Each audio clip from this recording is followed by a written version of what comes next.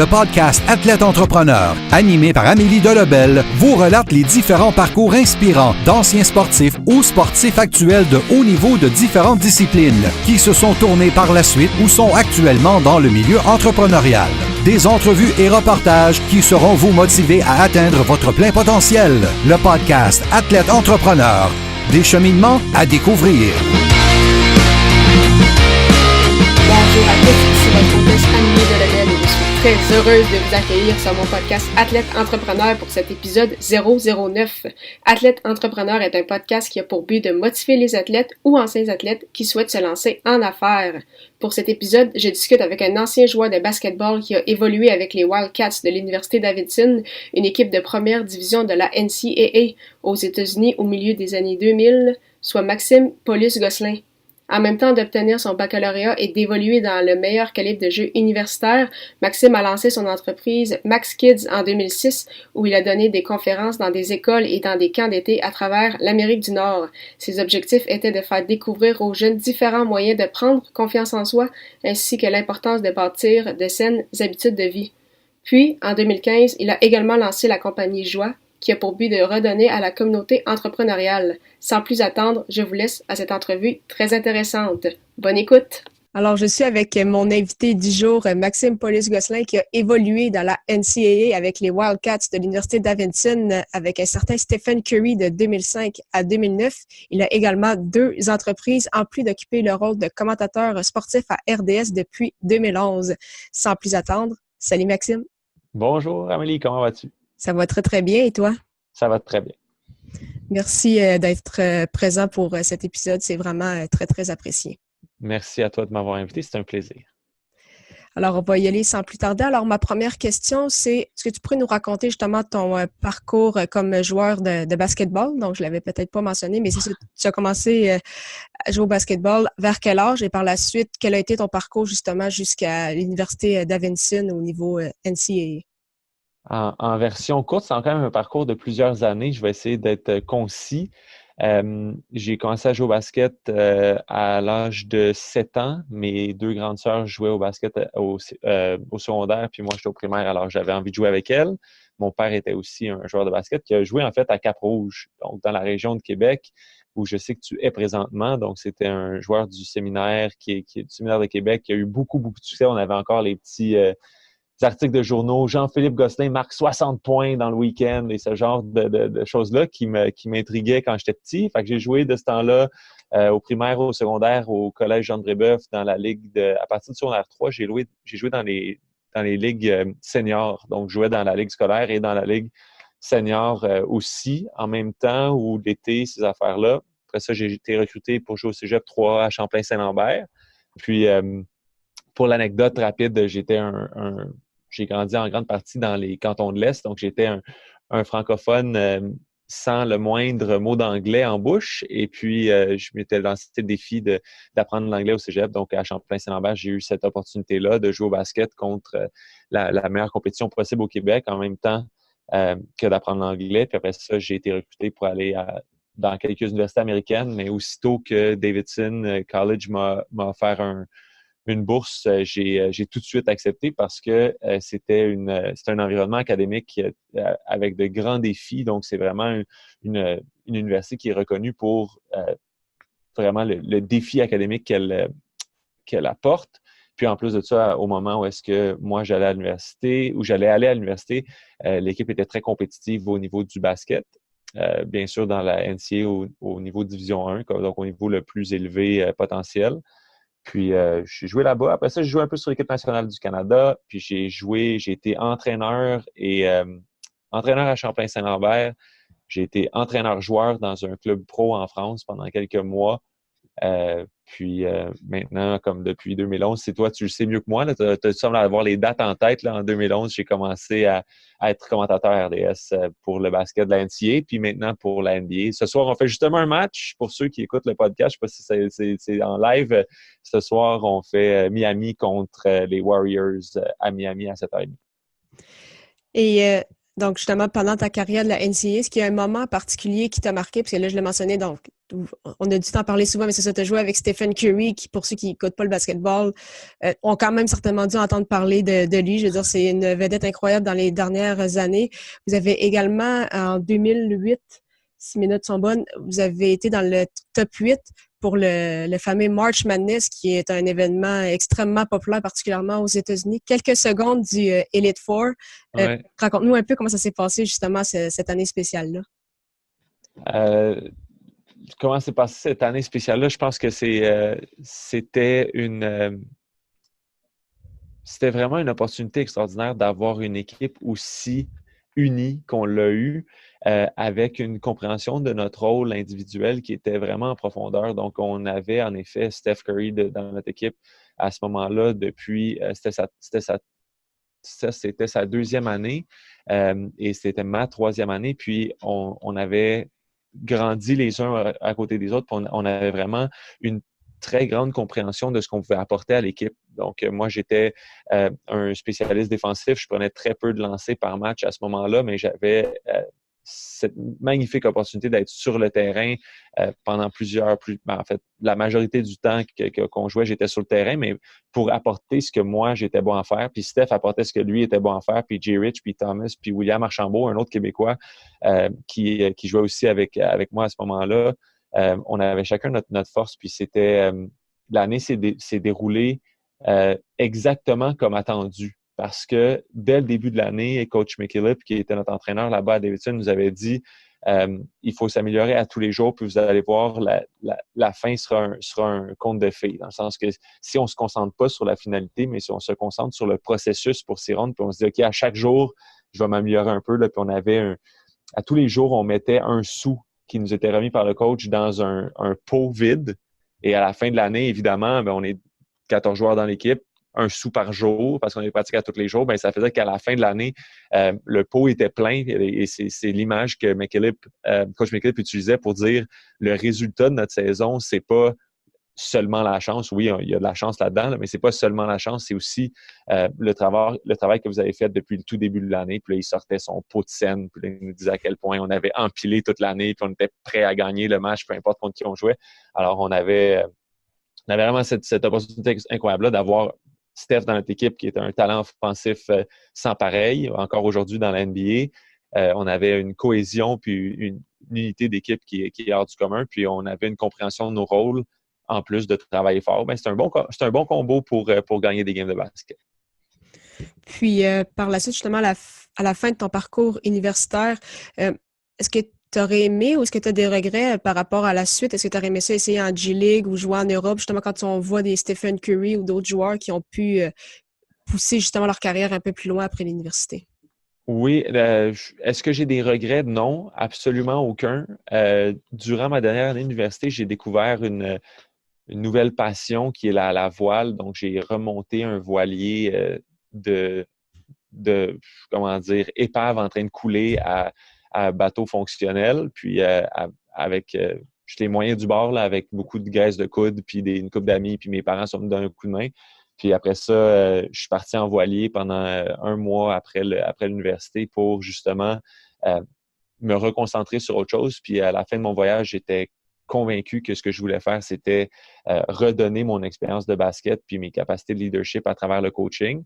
Puis je suis revenu, puis j'avais pas l'intention de faire ça aux États-Unis. Je voulais vraiment retourner là où moi j'avais le plus reçu. Puis c'est à Champlain-Saint-Lambert qu'on m'avait coach d'Angelus, puis les gars que j'avais rencontrés à Champlain-Saint-Lambert m'ont vraiment permis de me transformer en tant qu'étudiant athlète. Donc je voulais retourner là et offrir mon temps puis mon énergie pour aider les prochains athlètes qui passent à travers Champlain-Saint-Lambert.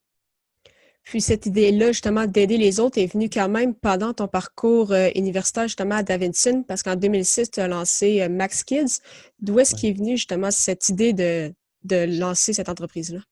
De la demande, purement et simplement. Là, mes parents sont entrepreneurs. Maintenant à la retraite, mais ont été entrepreneurs toute leur vie. Donc, pour moi, les gens ont commencé à demander « Hey Maxime, tu peux-tu venir parler à tel camp? Hey Maxime, tu peux-tu venir parler à l'école? » Blablabla. Puis j'avais beaucoup de plaisir à raconter mon histoire. Puis éventuellement, je me suis dit « Bon, je vais partir une petite business pour être plus structuré, être capable de faire de la promotion, puis tout ça. C'était un peu le point originel là, de Max Kids, c'est des gens qui voulaient que je fasse des conférences dans des écoles, dans des camps de basket pour partager mon histoire. Maintenant, ça a évolué. En fait, Max Kids, j'utilise plus ce brand-là ou cette marque-là, mais je fais encore des conférences dans les écoles. J'étais à l'Université Laval au camp de Jacques Paiement cet été, si je ne m'abuse. Alors, ça me fait encore très plaisir de partager ma passion avec les jeunes, que ce soit dans le basket ou dans d'autres sports. Puis, en 2015, tu as décidé de lancer une autre entreprise, donc Joie ou Joy en anglais. C'est quoi qui a été ton plus gros défi à surmonter en lien avec le lancement de cette entreprise en particulier? Bon, les défis, c'était... Moi, avant de lancer Joy, j'ai été la relève d'une entreprise familiale qui est en fait l'entreprise de mes parents. Puis, j'ai travaillé de 2010 à 2015 dans l'entreprise de mes parents. Puis à la fin, j'étais directeur à peu près général. Là, j'avais l'ensemble des responsabilités. On avait 50 employés, puis à peu près quelques millions de chiffre d'affaires. Donc, c'était une belle croissance pour moi en tant que leader au niveau professionnel. Puis, on a vendu l'entreprise en 2015. Puis moi, je voulais lancer un logiciel qui allait faciliter la passation de leadership entre des chefs d'entreprise puis des relèves d'entreprise, soit en milieu familial ou soit en transfert interne. Donc, là, ça sonne compliqué pour ceux qui n'ont jamais entendu ce genre de vocabulaire-là. Là. Pour mettre ça simple, c'est quelqu'un qui a n'importe quoi, là, qui a un fleuriste, puis son fils veut reprendre le fleuriste, ben, ils ne savent pas comment faire ça, passer une business. Ben, ils utilisaient le software que mon équipe de développement puis de scientifiques avait mis en place pour faciliter la passation du leadership d'une personne à l'autre.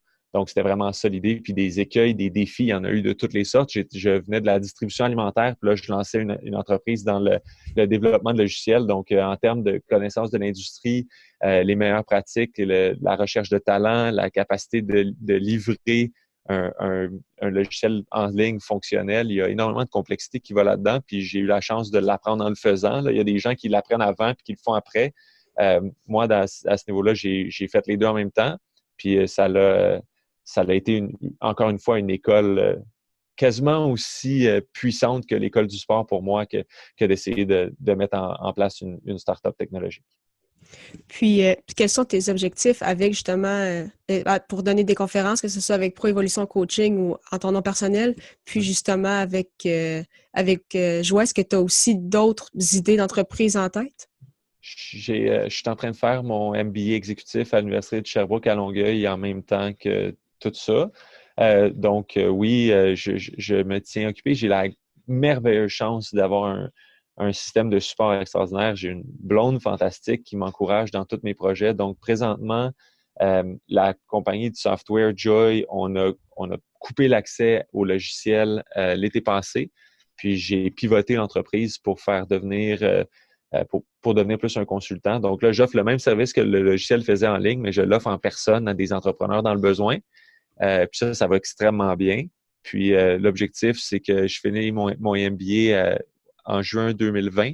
Puis à ce moment-là, ce serait d'acquérir une entreprise déjà en fonction dans la région de Montréal, dans la grande région de Montréal, en fait, Rive-Sud, Rive-Nord, Montréal, pour permettre vraiment la continuité de la croissance puis l'augmentation du rendement d'une PME du Québec. Donc, c'est vraiment ça le but. Fait que 2020, j'espère pouvoir pivoter de la consultation à un autre type de marché où est-ce que je pourrais avoir une équipe moins dépendante de ma personnalité puis moins dépendante de services que je rends individuellement, mais plus une business où est-ce que je pourrais multiplier les efforts puis multiplier le produit pour augmenter les parts de marché qu'on aurait.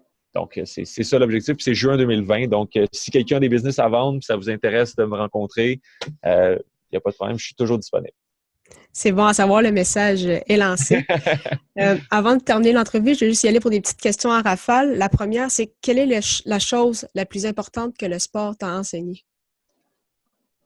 Je pense que d'avoir des valeurs et un objectif clair. Donc, moi, à l'université, notre entraîneur nous lavait carrément les oreilles, pas physiquement, là, mais nous répétait sans cesse 3 mots, Trust, Commitment, Care, Trust, Commitment, Care. C'était les valeurs du programme. En français, c'est confiance, engagement, puis prendre soin des autres. Puis pour moi, ces valeurs-là, ils résonnaient très, très fort. Puis je les ai conservées comme étant les valeurs qui maintenant m'animent au quotidien. Puis c'est vraiment ce que j'ai appris de plus puissant dans le sport. Parce que, tu sais, dribbler, shooter, passer, c'est assez rare que je fais ça ces temps-ci. Là, je joue encore au basket une fois par semaine quand je suis chanceux. Donc, c'est pas quelque chose que j'utilise beaucoup, mais les valeurs qui m'ont été transmises par le sport, celles-là, je les garde pour toujours. Puis aussi, l'autre chose que je pense qui est le plus important, c'est avoir des objectifs clairs, là, dans le sens qu'au basket, les objectifs ne peuvent pas être plus précis que lorsqu'on peut les constater par vidéo. C'est facile de pouvoir avoir des objectifs clairs dans le sport.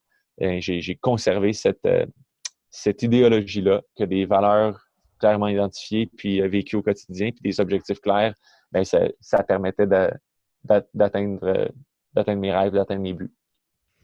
Parfait. Ton meilleur souvenir sportif? Mon meilleur souvenir sportif, je pense que ça serait la relation que j'ai bâtie avec les gars à Champlain-Saint-Lambert. Mais je me marie le 4 mai avec la femme extraordinaire dont je vous ai déjà parlé. Et les gens qui vont être à mon mariage, c'est majoritairement des joueurs de basket. Ma famille est des joueurs de basket, donc ce dont je suis le plus fier, c'est les relations que j'ai réussi à conserver avec des hommes et des femmes impressionnantes dans le sport, qui aujourd'hui ont des carrières tout aussi impressionnantes que quand ils étaient des sportifs. Parfait. Et ma dernière question, c'est quel serait ton meilleur conseil pour un ancien athlète ou un athlète qui souhaiterait se lancer en affaires? Je pense que mon meilleur conseil, ça serait d'utiliser le paradoxe de Stockdale. Je vous l'explique rapidement ce que c'est, cette affaire-là. Ça vient d'un gars de l'armée américaine, mais en gros, là, ça s'explique très facilement. C'est de reconnaître la situation dans laquelle on est, aussi exécrable soit-elle. Donc, quand on est un athlète, puis on n'est plus un athlète le lendemain matin, c'est pas une situation facile, c'est une situation qui est extrêmement difficile. Il faut refondre son identité. Si on est capable de faire face à cette réalité-là, de se dire « Wow, je suis dans un endroit difficile, je n'ai plus le sport, je ne m'entraîne plus quotidiennement et je dois me réinventer. » Juste faire face à cette réalité-là, je pense que c'est la première étape. La deuxième étape du paradoxe de Stockdale, parce qu'il y a toujours deux parties à un paradoxe. L'autre partie, donc, c'est de croire dur comme fer qu'on va y arriver. Au bout du compte, on va arriver à notre objectif, on va s'en sortir. Donc, premièrement, de reconnaître la position dans laquelle on est, puis deuxièmement, de croire que rien ne peut s'ébranler la croyance qu'à la fin, on va y arriver. Donc, je pense que c'est quelque chose qui est utilisé dans le sport, mais qui, des fois, quand il faut refondre notre identité et recommencer, les athlètes l'oublient. Ils ont appris à l'utiliser dans le sport, mais ils oublient de l'utiliser dans leur vie professionnelle. Donc, ce serait tout simplement un petit rappel à leur faire là, s'ils veulent bien écouter à ce moment-ci. Oui, c'est parfait, mais merci beaucoup encore une fois pour ton temps, Maxime. C'était vraiment très, très apprécié. Merci beaucoup. Merci beaucoup encore une fois à Maxime Paulus-Gosselin pour son temps et en souhaitant que vous ayez aimé ce 9e épisode officiel d'Athlète Entrepreneur. N'hésitez pas à consulter mon site internet ameliedelobel.com pour écouter tous mes épisodes de podcast et lire mes derniers articles de blog. À très bientôt pour une autre émission.